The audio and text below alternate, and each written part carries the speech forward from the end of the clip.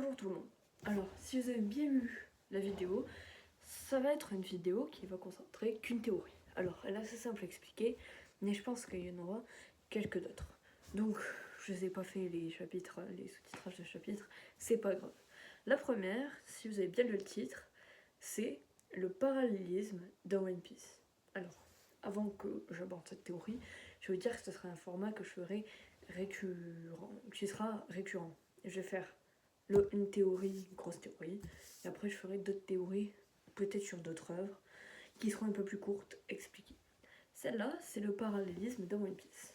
Alors, pour ceux qui ne connaissent pas One Piece, ceux qui habitent dans une grotte au fond de la Nouvelle-Zélande, eh bien, je vais vous expliquer qu'est-ce que c'est One Piece.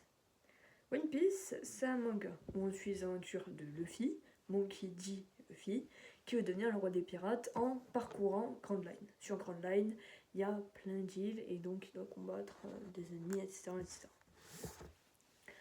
Et au fur et à mesure, on a plusieurs arcs. Quand on arrive à la moitié de One Piece, en fait, Grand Line s'est séparé en deux, avec Grand Line classique, et ensuite on a ce qu'on appelle après le Nouveau Monde. Et dans le Nouveau Monde, on a d'autres îles, tout ça. Et j'ai repéré qu'il y avait un schéma qui était récurrent parmi les grands arcs. Déjà, dans un arc de One Piece, je trouve qu'Oda met tout le temps les mêmes choses. Déjà, découverte de l'île. On découvre l'île, on introduit aussi des enjeux politiques qui vont avec.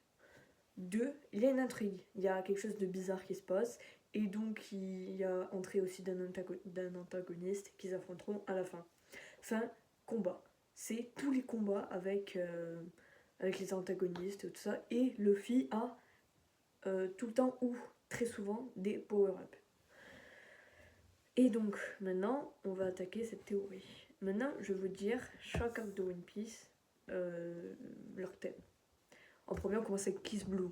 East Blue, l'arc vraiment qu'on retient, c'est Arlong Park.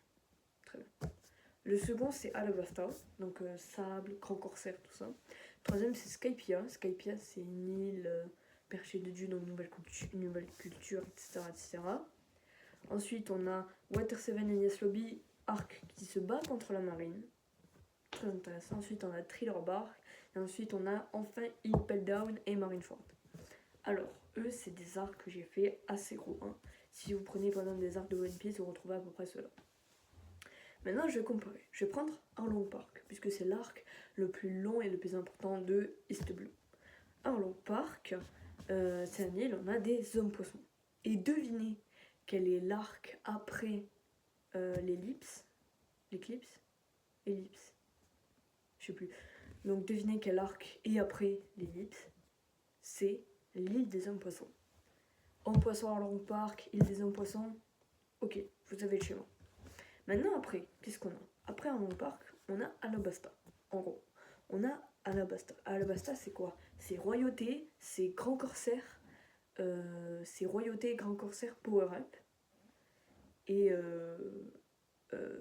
antagoniste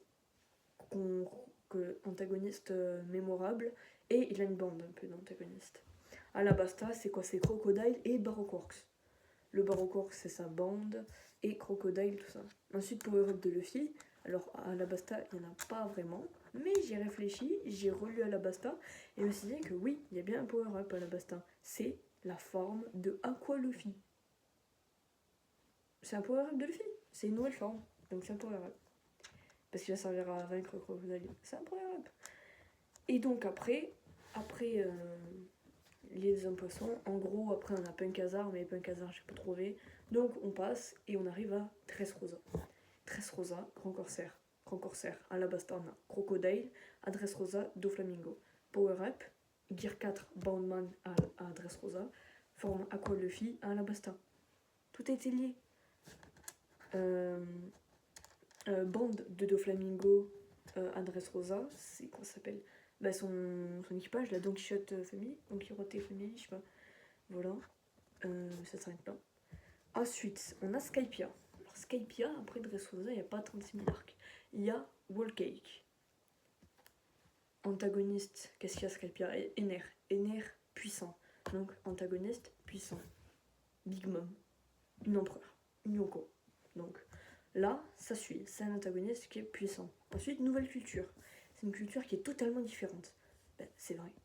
Nouvelle culture totalement différente. Bon, après, il rajoute des trucs aussi, Oda.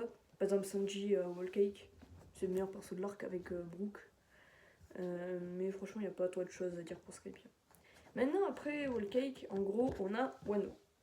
Wano, je suis désolée de dire, mais Wano, c'est Water 7 et Enies Lobby. Alors, c'est pas les deux. Parce que dans Wano, en soi, en gros, il y a deux arcs. Il y a Wano et il y a Onigashima. Wano, c'est Water 7. Pourquoi? Il y a une intrigue. On découvre une île totalement différente. Il y a une intrigue. On a plein de choses qui ressemblent à Water 7. Et après, on a l'arc d'Onigashima. C'est-à-dire c'est un arc contre un énorme ennemi et nouvelle forme, nouveau gear de Luffy. À Enies Lobby, c'est le gear 2 et à Onigashima, c'est le gear 5. Est-ce que ça vous convient? Maintenant, on va attaquer à Thriller Bark. Thriller Bark, c'est un arc un peu de transition avec la première apparition de Kuma, Bartholomew Kuma. Et devinez qu'est-ce qu'il y a à Egghead. Attention, c'est du spoil. Si, pour pas vous spoiler, allez à 6 minutes 45 de la vidéo. En fait, Akuma, on voit son passé. Et aussi, on apprend, il y a les Dojang aussi qui viennent, etc., etc. Et donc, maintenant, on va attaquer Thriller Bark Egghead. Maintenant, le prochain arc qui est en train de se dérouler actuellement, c'est Elbaf. Après Thriller Bark, qu'est-ce qu'il y a après Elbaf? Alors, j'avais oublié de le dire, mais avant, entre Thriller Bark et Impel Down, je vais mettre Sabaody. Parce que c'est un arc qui est primordial. À chaque fois, on le voit, les arcs. À chaque fois, Sabaody, c'est Sabaody. À chaque fois, c'est mentionné.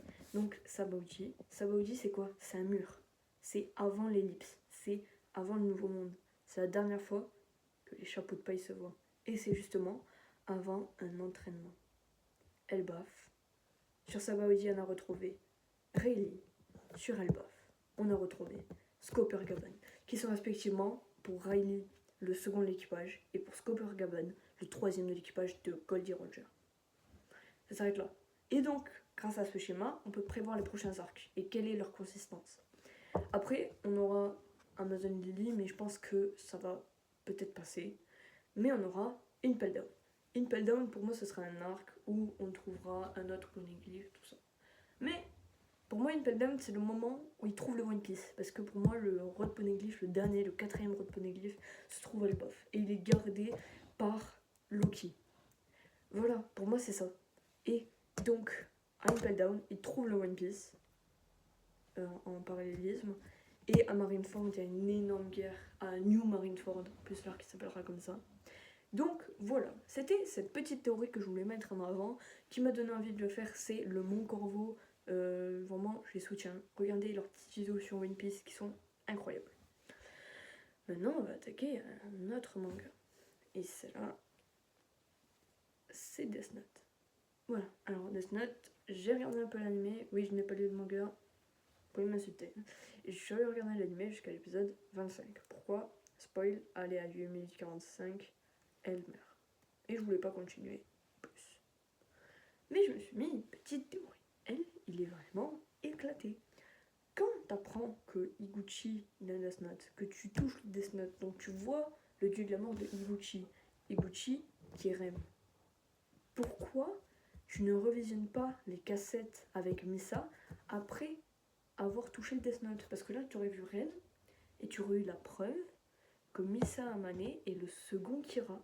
Tu aurais pu la manipuler et elle t'aurait dit que c'est Light Yagami qui est le premier Kira. Pourquoi tu ne fais pas ça? Alors on pourrait dire oui, mais il manque de temps de ça. C'est pour ça que je me dis que elle, il est vraiment merdique des fois. En même temps, il n'avait pas besoin de ça, j'ai envie de dire, parce qu'il savait déjà que c'est Kira. Car Tsugumi Oba et Takeshi Obata, qui sont respectivement les auteurs et dessinateurs de Death Note, auraient dit quand elle commence à parler de toi avec des pourcentages et des probabilités, c'est qu'il sait que tu as une culpabilité. C'est-à-dire que là, tu es Kira. C'est-à-dire, il le sait. Mais il n'a pas de preuve. Et en fait, les pourcentages, pour moi, théorie, c'est en fait le taux de preuve. C'est-à-dire 5%. C'est-à-dire qu'il aurait 5% de trouver des preuves sur ça. Voilà, pour moi c'est ça. Et aussi j'ai une théorie qui est assez populaire, c'est que Light Yagami serait devenu un dieu de la mort. Alors, j'ai des arguments, ne vous inquiétez pas, j'ai des arguments, je les ai tout préparés. Light Yagami, on dit qu'il y a une règle dans Death Note, même Ryuk le dit au tome 1 ou 2, il le dit, le possesseur de Death Note n'ira ni au paradis ni en enfer. C'est-à-dire que ça dit que ce qu'il fait, ce n'est pas forcément bien, mais ce n'est pas forcément mal. C'est-à-dire que, ok, s'il y a des idiots, mais ça veut dire que c'est pas totalement mal, c'est pas totalement bien. Il y a un entre-deux. C'est comme avec elle et Light. Light, on dit, il fait des choses qui sont vraiment mal. Mais elle n'est pas aussi différente. C'est-à-dire que elle aussi a fait des choses pas folles. Et donc, j'en viens à ma théorie. Cette règle dit qu'ils vont à l'entre-deux. Et à la fin, on apprend qu'en fait, ils vont dans le néant. Et le néant, c'est le royaume des dieux de la mort. Est-ce que vous commencez à comprendre? Et j'ai pas la scène parce que j'ai pas envie de me taper encore des droits d'auteur pour une vidéo que j'avais faite. Mais il y a un dieu de la mort qu'on voit dans Death Note Relay, c'est-à-dire la suite de Death Note en gros. C'est comme par exemple Tokyo. C'est comme Tokyo Ghoul Re. Mais je crois que c'est disponible qu'en animé. Je sais pas. Et donc. Putain, j'ai fait tomber le truc. Et donc, finalement, ce qui s'est passé, c'est qu'en fait, on voit un dieu de la mort, un nouveau. Et en fait, il ressemble beaucoup à Light Yagami. Il a une cravate rouge. Et on peut voir dans Light Yagami, ses premières apparitions, c'est avec une espèce de cravate rouge. Voilà, j'ai pas d'autres théories parce que j'ai pas vraiment réfléchi à celle-là. Mais voilà, j'espère que cette vidéo vous a plu. Avec cette vidéo théorie, j'en ferai d'autres. J'espère, même si j'ai pas forcément tout le temps. Je ferai peut-être aussi un achat manga parce que ce mois de décembre, j'ai acheté quelques mangas. Hein. Pas beaucoup, je pense une dizaine, j'ai eu une petite dizaine de mangas classiques. Et donc moi je vais vous dire ciao et pensez à vous abonner, à liker, à partager, à commenter. Oui, partager, je ne dis pas assez souvent. Allez, ciao.